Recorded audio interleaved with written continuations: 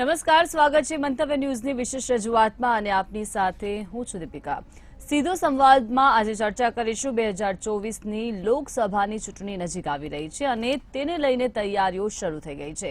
છેલ્લા 2 ટર્મથી કેન્દ્રમાં બીજેપીનું શાસન છે અને હવે વિપક્ષ એક મંચ પર આવવાનો પ્રયત્ન કરી રહી છે। જ્યારે બીજા મુદ્દા પર ચર્ચા કરીશું વડાપ્રધાનના વિદેશ પ્રવાસ વિશે, જેમાં તેઓ 21 થી 24 જૂન અમેરિકાના પ્રવાસે છે અને આ દરમિયાન તેઓ યોગ દિવસ પર કાર્યક્રમમાં તેઓ નેતૃત્વ પણ કરશે। આ કાર્યક્રમમાં 180 થી વધુ દેશોના લોકો ભાગ લેશે અને ફરીથી વિદેશની ધરતી પર ઐતિહાસિક કીર્તિમાન સ્થપાશે। ફરી એકવાર ભારતની શક્તિનું પ્રદર્શન થશે। તો સૌપ્રથમ ચર્ચા કરીશું 2024ના દાવપેચ પર।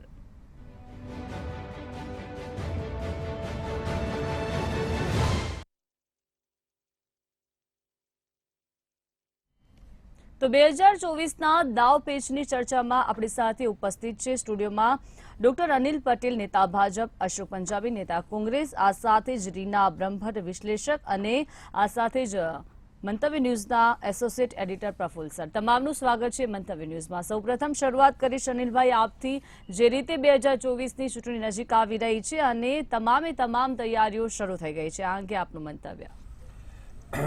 જો દીપિકા, ભારતીય જનતા પાર્ટી માટે કોઈ પણ ચૂંટણી, પછી એ વિધાનસભાની હોય કે તાલુકા પંચાયતની હોય કે લોકસભાની હોય, ભારતીય જનતા પાર્ટી હર હંમેશ તૈયાર હોય છે। હર હંમેશ પોતાની એજન્ડા પરની કામગીરી, વિચારધારા પરની કામગીરી સતત ચાલુ રાખતી હોય છે। એ ચૂંટણી આવવાની હોય કે ન આવવાની હોય, કોઈ એક તમે જુઓ કે કોઈ એક ચૂંટણી પછી યુપીની ચૂંટણીનો સૌથી મોટું ઉદાહરણ છે। યુપીની ચૂંટણીનું રિઝલ્ટ આવ્યું એના બીજા કે ત્રીજા દિવસે આદરણીય નરેન્દ્રભાઈ ગુજરાતમાં એક જંગી રેલી કરી, અમારી સાથે મિટિંગ પણ કરી, પ્રદેશ જે અમારી એકાઈ છે એની સાથે વાર્તાલાપ પણ કર્યો। તો સતત પ્રવાસ કાર્યક્રમો એ ભારતીય જનતા પાર્ટીની એક પ્રકારની રણનીતિ છે અને એ રણનીતિમાં ચૂંટણી પતે એ પરિણામ પોઝિટિવ આવે કે નેગેટિવ આવે, અમે બીજા કે ત્રીજા દિવસથી સતત કામ કરીએ છીએ અને આ કામ કરવાની પ્રેરણા અમને નરેન્દ્રભાઈ મોદીમાંથી અને અમારા રાષ્ટ્રીય અધ્યક્ષ જગત પ્રકાશ નડ્ડામાંથી મળે છે।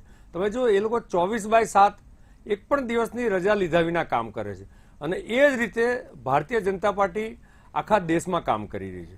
દીપિકા, અગત્યની વાત એ છે કે આ વખતે 2024ની ચૂંટણીમાં જે રીતે 2014માં પૂર્ણ બહુમતની સરકાર બની, 2019માં 14 કરતાં વધારે 303 સીટોની અને એનડીએની 351 સીટની પૂર્ણ બહુમતની સરકાર બની, એ જ રીતે 2024માં 303 સીટો કરતાં પણ વધારે, એટલે કે એક પ્રકારનો રેકોર્ડ કે જેમાં 2014માં 17 કરોડ મત મળ્યા હતા, 2019માં 22 કરોડ મત મળ્યા, એ રીતે 2024માં ફરી એક વખત વધારો, એટલે કે જેને હિન્દુસ્તાનના આઝાદી પછીના રાજનીતિના ઇતિહાસમાં સતત 3 ટર્મ અને એમાંય ક્રમશઃ સીટ અને મત, ટોટલ મતમાં વધારો, આ પ્રકારનું પરિણામ ભારતીય જનતા પાર્ટી નરેન્દ્રભાઈના નેતૃત્વમાં મેળવવાની છે।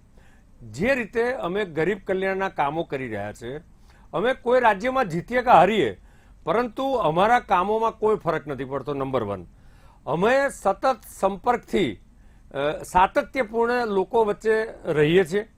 નરેન્દ્રભાઈ એમની જે કેન્દ્ર સરકારની કામગીરી છે એ કામગીરીની યોજના જે ફેડરલ સ્ટ્રક્ચર જેને ગણાય, apart from any political party, દેશના બધા જ રાજ્યોમાં તો ભાજપની પાર્ટી નથી, સરકાર નથી, છતાં પણ એક રાષ્ટ્ર શ્રેષ્ઠ રાષ્ટ્રની ભાવનાથી નરેન્દ્રભાઈ દરેક રાજ્ય માટે એક દેશના લીડર તરીકે, નહીં ફક્ત ભારતીય જનતા પાર્ટીના વડાપ્રધાન, પરંતુ એક દેશના નેતા તરીકે એક સમદ્રષ્ટિ રાખીને જે રીતે અહીંયા બિપરજોયની તકલીફ હતી અને ગુજરાતનું સતત મોનિટરિંગ આદરણીય અમિતભાઈ નરેન્દ્રભાઈએ કર્યું ભૂપેન્દ્રભાઈના સંકલનમાં।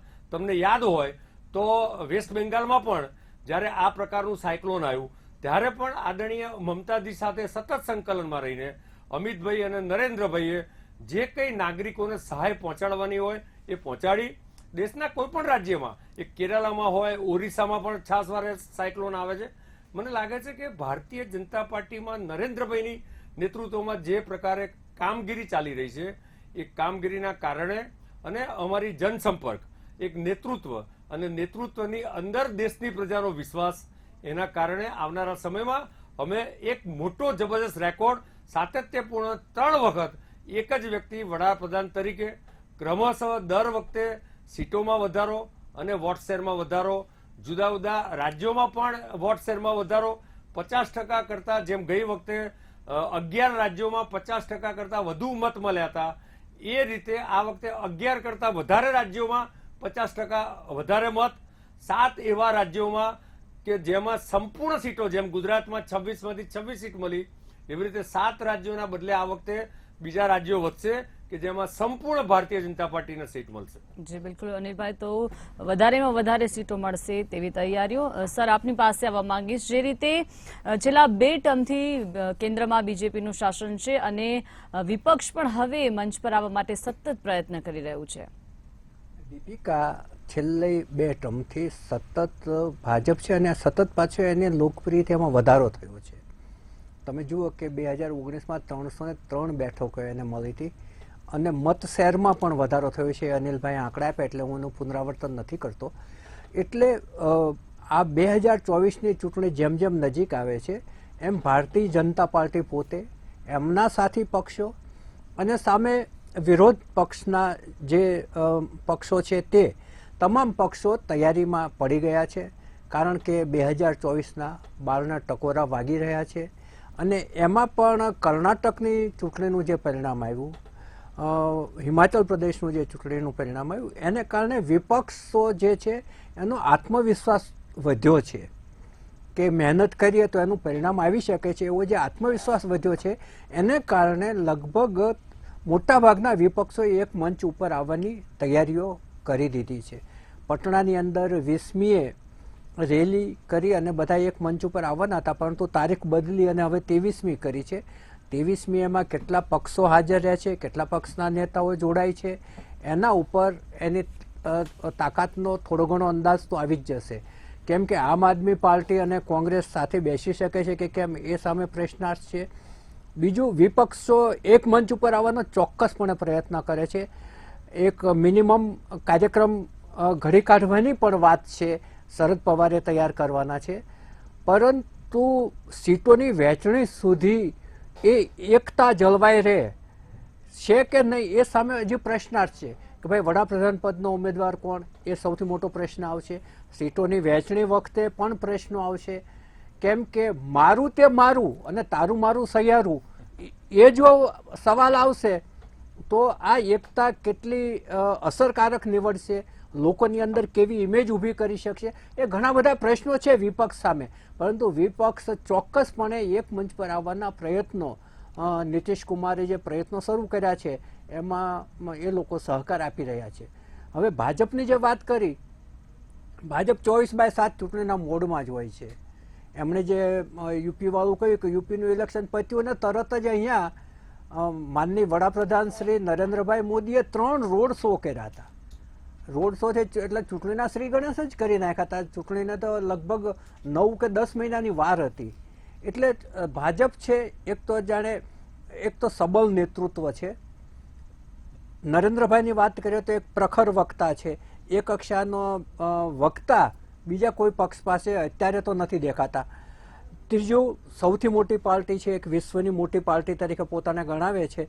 એમાં ઘણું બધું તથ્ય પણ છે અને એનું પાછું આયોજન બહુ સાયન્ટિફિક રીતે કર્યું છે. પેજ પ્રમુખ ને એ બધું જે કર્યું છે કે એનામાં પછી ઓછામાં ઓછું કામ આવે ને કામનો હિસાબ માગી શકે એ પ્રકારનું છે. સતત જનસંપર્ક રહે છે, પ્રશ્નોનો સતત સંવેદનશીલ પ્રશ્નો કયા છે, જ્ઞાતિ જાતિ સમાજના, એનો પણ સતત એ અભ્યાસ ચાલુ રાખે છે.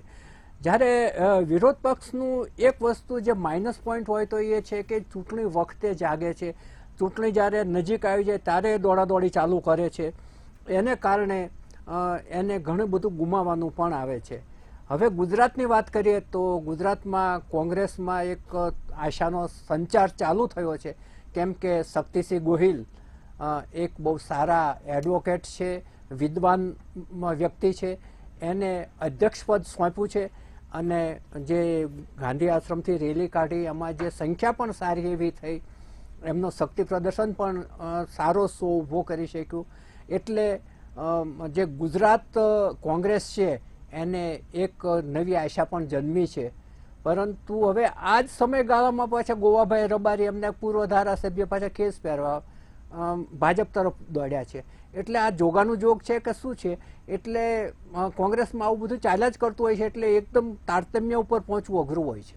જી બિલકુલ સર. એટલે ગુજરાતમાં જે રીતે વાત કરીએ, અશોકભાઈ આપની પાસે આવવા માંગીશ. ગુજરાતની વાત કરીએ તો શક્તિસિંહ ગોહિલને કોંગ્રેસના અધ્યક્ષ બનાવવામાં આવ્યા, તેનાથી શું ફરક પડશે? અને સાથે સાથે ગોવાભાઈ રબારીએ જે બાય બાય કર્યા, એનાથી શું ફરક પડશે?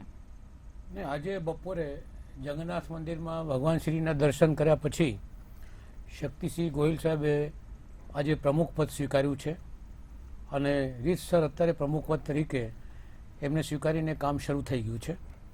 જેમ પ્રફુલ્લભાઈએ વાત કરી કે શક્તિસિંહ ગોહિલની ઇમેજ જે છે ગુજરાતમાં એક પ્રચંડ પંડિત તરીકે, ખાસ કરીને પાર્લિયામેન્ટરી અફેર્સ, સંસદીય બાબતોમાં એમની માસ્ટરી છે, સંગઠનનો બહુ પોળો એમનો અનુભવ છે અને દિલ્હીના રાજકારણ પણ ઊંડાણમાં એમને કામ કરેલું છે. એટલે એમના આવવાથી કોંગ્રેસના કાર્યકર્તાઓમાં પણ એક જોમ ઊભું થયું છે, ઉત્સાહ ઊભું થયું છે.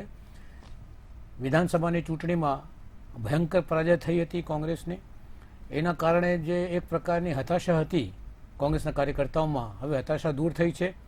સૌથી પહેલાં હિમાચલની ચૂંટણીમાં કોંગ્રેસને બહુમત મળ્યો, ત્યાં વડાપ્રધાન નરેન્દ્રભાઈ મોદી સાહેબની ઘણી રેલીઓ થયેલી, લોકો એમની રેલીને એને બહિષ્કાર કર્યો, સ્વીકાર્યું નહીં. પછી કર્ણાટકમાં ચૂંટણી થઈ, ત્યાં પણ વડાપ્રધાનશ્રીએ 80થી વધુ રોડ શો અને સભાઓને બધું કરેલું, લોકોએ એમની વાતને સ્વીકાર્યું નહીં, ત્યાં કોંગ્રેસની વિજય થઈ. અને પછી શક્તિસિંહ ગોહિલ અત્યારે જ્યારે પ્રમુખ પદ સ્વીકાર્યું છે તો એ પછી કોંગ્રેસના કાર્યકર્તાઓમાં તમે જોઈ શકો છો કે કોંગ્રેસની રેલીમાં 10થી 15,000 લોકો ઉમડી પડ્યા હતા અને લગભગ આખી યાત્રા, પદયાત્રામાં એ લોકો સામેલ હતા. એટલે એમના આવવાથી કોંગ્રેસમાં એક તાકાતનો સંચાર થયું છે અને હું માનું છું કે એનો સીધો અસર 2024ની ચૂંટણીમાં પડશે. ગોવા રબારીની આપણે જે વાત કરી તો એ તો ઘણા સમયથી આ બધી વસ્તુઓ ચાલતી હતી અને મને કહેવામાં અત્યારે કોઈ રંજ નથી કે ભારતીય જનતા પાર્ટી જે રાજકારણ ચાલી રહી છે એ રાજકારણ એને જ ભરખી જવાનું છે એક દિવસે.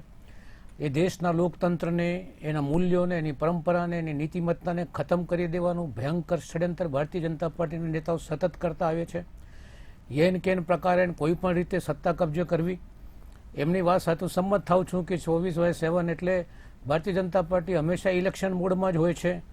કોઈ દિવસ ખાલી જતો નથી કે ઇલેક્શન મોડમાં ન હોય. પ્રજાના કામ કરવાનું ફુરસત નથી એમને, પ્રજાનું જોતા નથી, પણ ઇલેક્શન માટે હંમેશા તૈયાર હોય છે. એટલે હું માનું છું કે ભારતીય જનતા પાર્ટી એ ભારતીય ઇલેક્શન પાર્ટી બની ગઈ છે, ઇલેક્શન મશીનરીમાં રૂપાંતરિત થઈ ગઈ છે, ખાસ કરીને વડાપ્રધાનશ્રીના આવ્યા પછી. હવે ગોવા રબારીની વાત ઉપર પાછો આવું છું કે અમારી રિપોર્ટ પ્રમાણે એમને પણ જે રીતે ઈડી અને સીબીઆઈનું દબાણ લઈને આખા દેશની અંદર વિરોધ પક્ષોને ખતમ કરવાની જે કૂટનીતિ ચાલી રહી છે એનો જ એક પરિણામ છે. પણ એનાથી કોઈ ખાસ ફરક પડવાનો નથી. કોંગ્રેસના તમામ કાર્યકર્તાઓ સમજી ગયા છે કે ભારતીય જનતા પાર્ટી વિરોધ પક્ષોને યેન કેન પ્રકારે ખતમ કરીને પોતાનો એકાધિકાર અને પોતાના હિસાબથી નવી પ્રકારની લોકશાહી, સદ્દામ હુસૈનવાળી લોકશાહી આ દેશમાં લાવવાના જે પ્રયત્નો થઈ રહ્યા છે એને ખિલાફમાં કોંગ્રેસ બિલકુલ તૈયાર છે, એની સામે લડશે. અને 2024ની ચૂંટણીમાં અમને આ વાતનો રંજ પણ છે કે ગઈ ચૂંટણીમાં એક પણ સીટ નહોતી મળી, એના પહેલાં પણ કોંગ્રેસને લોકસભાની સીટ નહોતી મળી. પર નરેન્દ્રભાઈનું ગ્રાફ હવે સતત નીચો જઈ રહ્યો છે અને લોકો આ વાતને પણ સમજી રહ્યા છે કે ખાલી ભાષણો આપવાથી લોકોના પેટ ભરાતા નથી. જો ભાષણથી પેટ ભરાય તો પછી ભાષણોથી બાંધો બની જાય, ભાષણોથી રેલવે દોડતી સરી જાય, ભાષણોથી આખો દેશ ઊભો થઈ જાય. એટલે ભાષણ જે છે એનાથી રાશન મળતો નથી. આ વસ્તુ હવે લોકો સમજી રહ્યા છે અને એમનો ગ્રાફ નીચે જઈ રહ્યો છે. અને જે રીતે ગુજરાતની અંદર સરકાર ચાલી રહી છે, 156 સીટ આવ્યા પછી પણ ગુજરાતની અંદર હજુ પણ પીવાનું પાણી ગામડાઓ સુધી નથી પહોંચતો. હવે અત્યારે જે તરાજી થઈ એમાં 4,000થી વધુ ગામડાઓની અંદર લાઇટ ગઈ છે, કેટલાક ગામડામાં હજુ સુધી વીજળી આવી શકી નથી. એટલે તંત્ર ઉપર કોઈ કંટ્રોલ નથી સરકારનું, ભયંકર ભ્રષ્ટાચારમાં ડૂબેલી છે ગુજરાત સરકાર. અને એમાં ખાલી નરેન્દ્રભાઈ સાહેબ આવે છે ને સંજીવની આપી દે છે, પણ એ સંજીવની કેટલા દિવસ ચાલશે? એ સંજીવની પણ હવે ઘસાતી જાય છે. એટલે 2024ની ચૂંટણીમાં અનિલભાઈ, જે રીતે આપની પાસે જવાબ માંગુ છું કે પીએમ નો ગ્રાફ ઘટી રહ્યો છે તેવું અશોકભાઈ બદલી નાખશે. છેલ્લી વાત, તમારો નંબર આવે તો બોલજો. અશોકભાઈ આવી તમારો નંબર આવે તો બોલજો. જી બિલકુલ, પણ હું અનિલભાઈને પૂછી રહ્યું છું. અનિલભાઈ આપ જવાબ આપશો જે રીતે અશોકભાઈએ કહ્યું કે હવે પીએમ નો ગ્રાફ ઘટી રહ્યો છે. અશોકભાઈ આપની પાસે ફરીથી આવીશ. જી અનિલભાઈ. દીપિકા, મને એવું લાગે છે જી. કે અશોકભાઈ તો સજ્જન માણસ છે, બહુ વર્ષોથી જાણું છું, પરંતુ એમણે 2-3 પ્રશ્નો ઉઠાયા. એક પ્રશ્ન ઉઠાયો, એમણે જે એનાલિસિસ કર્યું કે ભારતીય જનતા પાર્ટી આમ નબળી પડી ગઈ છે, અમે હિમાલયમાં જીત્યા, હિમાચલમાં જીત્યા અને અમે કર્ણાટકમાં જીત્યા. બીજું એમણે જે કીધું કે ભારતીય જનતા પાર્ટી ઇલેક્શન, મેં કીધું કે ઇલેક્શન મોડમાં હોય છે. વોટ ઇઝ, એટલે શું ઇલેક્શન મોડ? એટલે 5 વર્ષ ચૂંટણી પત્યા પછી 5 વર્ષ ખોઈ જાય એવી પાર્ટી નથી. એ લોકોના, લોકસેવાના, ગરીબ કલ્યાણના કામો કરવા માટે સતત 5 વર્ષ લોકોની વચ્ચે હોય છે. ચૂંટણી જીત્યા પછી પણ લોકોની વચ્ચે હોય છે, ચૂંટણી હારી જાય તો પણ લોકોની વચ્ચે હોય છે. જનસંપર્ક અમારો આ મહિનામાં, દીપિકા, જી. દાખલા તરીકે અમારો 1 થી 30 તારીખ સુધીનો જનસંપર્ક અભિયાન છે. ગુજરાતના કદાચ 97 થી 98% લોકોનો અમે જનસંપર્ક કરી રહ્યા છીએ.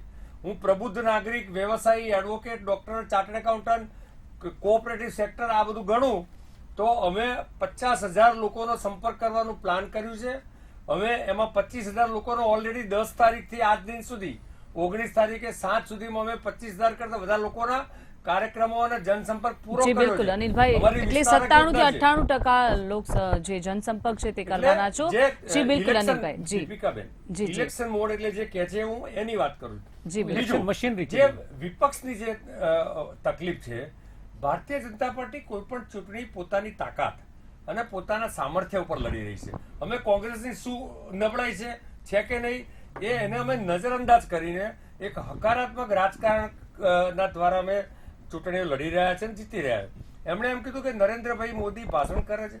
મને લાગે છે ભાષણ કરવું, લોકો સાથે સંવાદ કરવો સારી વસ્તુ છે. લોકો પરંતુ- સાથે સતત સંપર્કમાં પરંતુ રહેવું કુતર્ક જોઈએ. જી કરવા, બિલકુલ. દેશ જી બિલકુલ વિદેશમાં જઈને અનિલભાઈ. કુતર્ક કરવા જી બિલકુલ. અને એક વ્યક્તિ પ્રત્યેના પ્રેજ્યુડાઇઝના કારણે દેશને બદનામ કરવો, એ પ્રકારનું ભાષણ જી બિલકુલ. જી તો બિલકુલ લોકો અનિલભાઈ. એની સરખામણી કરે આપની છે. પાસે ફરીથી આવીશ. જી, રીનાબેન, સારું. આપની પાસે આવવા માંગુ છું. રીનાબેન, જે રીતે 2024ની લોકસભાની ચૂંટણી નજીક આવી રહી છે, આપ આપનું મંતવ્ય જણાવશો. જી દીપિકા, બધી જ પાર્ટીઓમાં આમ જોવા જઈએ તો તૈયારી પૂરજોશમાં ચાલી રહી છે. તો ક્યાંક તમે જો તો ગઠબંધન જે નબળી કહી શકાય કે દરેક પક્ષની નબળાઈ છે. કેમ કે તમે જો તો લોકસભાની જે 5 સીટો છે એમાં 198 જેટલી સીટો પર સીધી જ આ ક્ષેત્રીય દળો અસર કરે છે. એટલે અહીંયા પણ તમે જો તો ક્યાંક ગઠબંધનની મજબૂરી છે જે ભાજપને વધુ નડે છે. એટલે કહી શકાય કે ભાજપ નેશનલ લેવલે ઇલેક્શન મોડમાં છે અને એની રાજકીય ગતિવિધિઓ તેજ છે. તો ગુજરાતની જ વાત કરીએ તો હમણાં પ્રફુલ્લભાઈએ કહ્યું અને ભાઈએ બી કહ્યું એ પ્રમાણે શક્તિસિંહ ગોહિલની વરણી પછી આપણે એવું કદાચ આશાવાદ રાખી શકીએ કે ગુજરાતના ખાસ કરીને સંગઠન માળખામાં, કેમ કે સંગઠનની ખામી મુખ્ય છે, જ્યારે એની સામે છેડે તમે જુઓ તો ભાજપનું સંગઠન માળખું એકદમ મજબૂત છે. અને બીજી વસ્તુ એ છે કે એના તમે જો તો કાર્યકરો કે દુનિયાની કહી શકાય કે બીજા નંબરની લગભગ 18 કરોડ જેટલા લોકો એના કાર્યકરો છે. એટલે તમે વિચારો કે ક્યાં સુધી આ પાર્ટીના કાર્યકરો એનો પોતાના વોટ શેર ગણવા જાઓ તમે તો પણ કેટલો થાય. અને બીજું કે ફંડની દ્રષ્ટિએ પણ ગણવા જાઓ તો 5,000 કરોડ ઉપરનું ફંડ તો આજથી લગભગ 2 વર્ષ ઉપર હતું. અને એડીઆરનો રિપોર્ટ તમે જોયો હશે તો તમને ખ્યાલ છે કે સીધો લગભગ 128 કે 138 કરોડનો સીધો વધારો હતો. એટલે પાર્ટીની કમ્પેરિઝન તમે કરવા જાઓ દરેક મુદ્દે તો કોંગ્રેસે હજી ઘણી બધી લાંબી મજલ કાપવાની છે. ભલે એનો ટાર્ગેટ કદાચ લોકસભામાં 100 થી 125 કે એવી કોઈ સીટોનો હોય, પરંતુ એટલું ઇઝી નથી. કેમ કે મોદીજીની તમે જો તો એની સામે જે પ્રચંડ પ્રતિભા તરીકે તો દેશ વિદેશમાં ઉભરી રહ્યા છે. અત્યારે જે કહી શકાય કે 21મી જૂને તે અમેરિકા પહોંચવાના છે, ત્યારે તમે જુઓ તો અમેરિકામાં અત્યારથી ત્યાં મોદીજીના નારા લાગી રહ્યા છે, હર હર મોદી એ ટાઈપના નારા લાગી રહ્યા છે. અને બીજું કે ત્યાં વિન્સ્ટન ચર્ચિલ અને નેલ્સન મંડેલા પછીની એક એવી દેશની એવા એક વ્યક્તિત્વ છે કે જેઓ અમેરિકી સંયુક્ત કોંગ્રેસને સંબોધન કરશે અને એમને તક મળી છે. એટલે વિદેશમાં પણ એમની પ્રતિભા જે પ્રકારની છે કે લોકો અંજાઈ જાય છે અને એમના માટે તમે જો તો ડિનર ડિપ્લોમસી પણ રાખવામાં આવી છે. ત્યારે મુદ્દો એ છે રીનાબેન, જી બિલકુલ. 2024ની ચૂંટણી, લોકસભાની ચૂંટણી નજીક આવી રહી. અશોકભાઈ, આપની પાસે આવવા માંગીશ. જે રીતે વિપક્ષ હવે એક મંચ પર આવવા માંગી રહ્યું છે અને તેવા પ્રયત્નો કરી રહ્યું છે, ત્યારે આ વિપક્ષની એકતાનું સંઘ કાશી પહોંચશે, શું લાગી રહ્યું છે? મેડમ, આપને યાદ અપાવવા માંગુ છું કે ઇતિહાસનું પુનરાવર્તન થાય છે. 2004માં અટલ બિહારી વાજપેયીજીનું સુપર નામ આખા દેશમાં, અને તો હું વ્યક્તિગત રીતે માનું છું, ડૉક્ટર સાહેબ ખોટું નહીં લગાડે, અટલ બિહારી વાજપેયીને હું મોદી સાહેબ કરતાં વધારે સારા વક્તા તરીકે સ્વીકારું છું. અને વાજપેયી સાહેબની મિટિંગ થાય એટલે લાખો માણસો સાંભળવા આવે. હું પણ એમનો દીવાનો હતો, વાજપેયી સાહેબની મિટિંગ સાંભળવા જતો હતો. હવે શાઇનિંગ ઇન્ડિયા પ્રમોદ મહાજન અને અટલ બિહારી વાજપેયીની જોડી આખા દેશમાં જે પ્રચાર કર્યું હતું, અને એક કાર્ડ જેને ખેડૂત કાર્ડ કહેવાય છે, ખેડૂત કાર્ડ બધાને મળશે ને ઇન્ડિયા શાઇનિંગ કરી રહ્યું છે, એટલે કોઈ પણ સંજોગોમાં ભાજપને કોઈ હરાઈ શકતું નથી, એવું એક આભા ઊભી થયેલી 2004માં. અને 2004માં આપણે જાણીએ છીએ કે ગઠબંધન થયું, લોકો ભેગા થયા, અને કોણ વડાપ્રધાન બનશે એની ચર્ચા કોઈએ કરી નહીં. કોમન મિનિમમ પ્રોગ્રામ બનાવવામાં આવ્યું, અને કોમન મિનિમમ પ્રોગ્રામને આધારમાં લઈને અને વિરોધ પક્ષ લોકો વચ્ચે ગયા. ભારતીય જનતા પાર્ટીની તમામ નિષ્ફળતા લોકો સમક્ષ મૂકી દેવામાં આવી. ભારતીય જનતા પાર્ટીની 3 વિફળતા હંમેશા હોય છે, જે આજે પણ છે. બેરોજગારી સામે કોઈ પગલાં ભરી શકતા નથી, મહેંગાઈને રોકી શકતા નથી, અને કાયદો અને વ્યવસ્થાને બરાબર સાંભળી શકતા નથી. એનો દાખલો આપ જોઈ શકો છો કે મણિપુરમાં છેલ્લા 3 મહિનાથી આટલું નાનું, અમદાવાદથી પણ નાનું કહેવી છે જનસંખ્યાની દ્રષ્ટિમાં, આજે પણ લોકો જે છે ત્યાં કોઈને મારી રહ્યો છે. અસમ રાઇફલ્સવાળા પોતાના ઘરથી બહાર નીકળી શકતા નથી. એ મણિપુર જેવો જો છોટો તમે નહીં સાંભળી શકો તો કાયદાના વ્યવસ્થામાં પણ ભારતીય જનતા પાર્ટી તદ્દન નિષ્ફળ જાય છે. અને આ મુદ્દો અત્યારે પણ દેશના લોકોની સમક્ષ છે. માનનીય શરદ પવાર મિનિમમ કાર્યક્રમ બનાવી રહ્યા છે. 23મી તારીખે પટનામાં એક નવો ઇતિહાસ રચિત થવાનો છે. તમામ વિરોધ પક્ષો ત્યાં મળશે, અને એની અંદર ખાસ કરીને રાહુલ ગાંધીને મલ્લિકાર્જુન ખડગે એ ખાસ કોંગ્રેસ તરફથી જઈ રહ્યા છે. બીજા તમામ લોકો એમાં ભાગ લઈને, અને common minimum programme Bharatiya Janata party વારંવાર પ્રચાર કરે છે મીડિયાથી, અહીંયા ત્યાંથી, વિરોધ પક્ષો એક નહીં થાય, વિરોધ પક્ષો એક નહીં થાય. આ 2004માં પણ થતું હતું. પણ હું વારવાર કહું છું મેડમ કે વિરોધ પક્ષોને એક અમે નહીં કરવાના, પોતે મોદી સાહેબ કરવાના છે. કારણ કે જે રીતે ઈડી અને જે રીતે સીબીઆઈ અને જે સત્તાનો દુરુપયોગ ને બીજી રીતે આખા દેશને વેચવાનું કામ ચાલી રહ્યું છે. આ ખાનગીકરણ નામે દેશની મિલકત અમુક મૂડીપતિઓને આપવામાં આવી રહી છે. અમીર અમીર થતો જાય છે ને ગરીબ ગરીબ થતો જાય છે.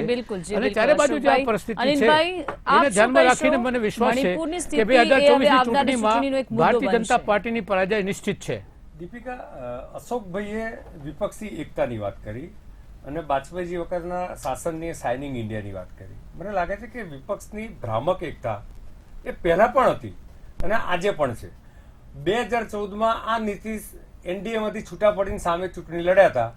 બિહાર આખા રાજ્યમાં 40માંથી 3 સીટ આવી હતી, એટલે ન છૂટકે એને એનડીએ સાથે જોડાવું પડ્યું, નરેન્દ્રભાઈના નેતૃત્વમાં જોડાવું પડ્યું.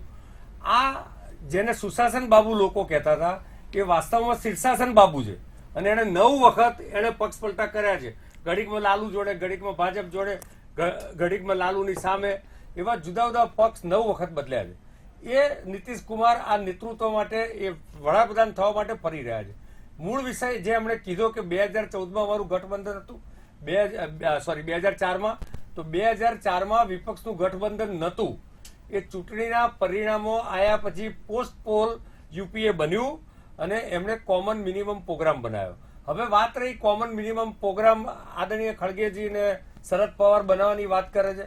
મને એવું લાગે છે કે એ શું કોમન મિનિમમ પ્રોગ્રામમાં આજે મણિશંકર અય્યરે કીધું કે અમે 370ની કલમ ફરી લાવીશું, 35 ફરી લાવીશું, એની ઉપર ડિસ્કશન કરીશું. શું આ મુદ્દા પર ઉદ્ધવ ઠાકરેની પાર્ટી મંજૂર થશે? તમે કેટલીક ભ્રામક અને કાલ્પનિક વાતોના આધારે વિપક્ષ ચાલી રહ્યો છે.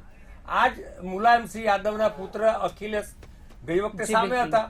એક જમાનામાં ત્યાંના યુપીની ચૂંટણીમાં 2 લડકે સાયકલનો પેલો પંજો, તો પંજો તો હાવ ખોવાઈ ગયો, એની 2 સીટ જ આવી, અને સાયકલે ખોવાઈ ગઈ, ત્યારની ખોવાઈ ગઈ, તો ફરી વખત બી ખોવાઈ ગઈ. તો આ બધા ગઠબંધનના હાથ પકડી ઊંચા, એ વખતે કર્ણાટકનું જ્યારે રિઝલ્ટ આવ્યું ત્યારે બેંગ્લોરમાં પણ આ બધી જ જે ટોળી છે વિપક્ષની, એ બધા જ લોકોએ એકબીજાના હાથ પકડીને ઊંચા કરીને ફોટા પડાયા હતા. ફરી પાછા વેસ્ટ બેંગાલમાં ગયા હતા, ત્યાં પાછા હાથ ઊંચા કરીને ફોટા પડાયા હતા. તમે કેજરીવાલની પાર્ટી એવું કે છે કે કોંગ્રેસ દિલ્હીમાં બધી સીટો છોડી દે અને પંજાબમાં છોડી દે તો અમે એમને સપોર્ટ કરીશું. શું કોંગ્રેસ, પ્રફુલભાઈ, દિલ્હીમાં એકે સીટ છોડે? તમે સીટ શેરિંગ પણ વિષય છે. બીજું, હા, કર્ણાટકમાં જીતના કારણે વધુ પડતો આત્મવિશ્વાસ કોંગ્રેસને છે, અને હોય પણ શકે, હું ના નથી પાડતો, કારણ કે હિમાચલમાં ભલે એકદમ માર્જિનલ જીત છે, કર્ણાટકમાં પ્રમાણમાં સારી જીત છે એની સીટની શેરિંગની રીતે. મતદાનની રીતે 36% મત ભાજપના જળવાઈ રહેલા છે અને હિમાચલમાં 1.5% મતથી જ અમે પાછળ છીએ. જી, બિલકુલ. છતાં પણ જીત એ જીત છે. તો એ જે રીતે વધુ પડતા આત્મવિશ્વાસમાં છે તો એ નીતિશ કુમારનું નેતૃત્વ પ્રધાનમંત્રીના ઉમેદવાર તરીકેનું સ્વીકારશે. નંબર 1. જી બિલકુલ. અનિલભાઈ, આપની પાસે ફરીથી આવવા માંગીશ. 2024 ના દાવપેચ પર આપણે ચર્ચા કરીએ. 19 માં હતા એના એ જ પ્રશ્નો 24 માં છે અને એનો જ વિપક્ષ સામે છે.